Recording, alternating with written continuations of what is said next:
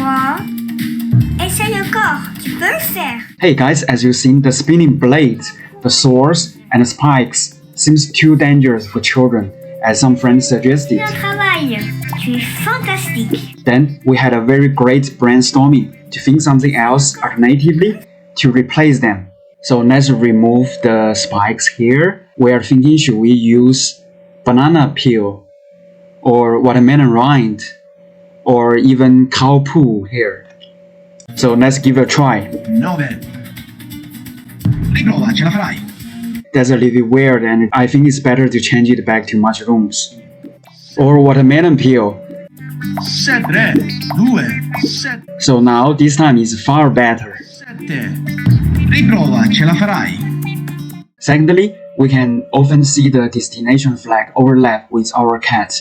It looks a bit strange. So we have fixed it by changing the z-axis from 0 to 1. So now let's have a try. Sono così orgoglioso di te. Aha, now no matter how we move the cat, the flag is always behind it. 1. Beyond that, we also added fantastic Italian subtitles. So whenever we control the cat to hit each numbers, it always displays the spelling accordingly.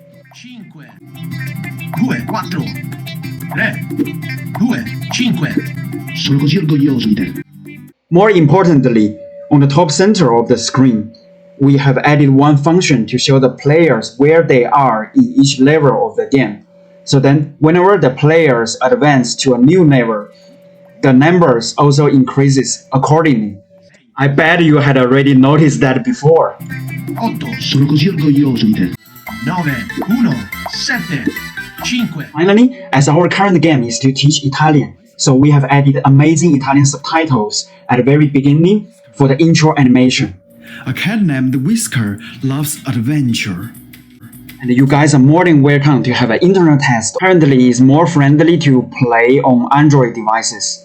Type itch.io Infinity Kids, hit, and then directly run the game. Let's enjoy!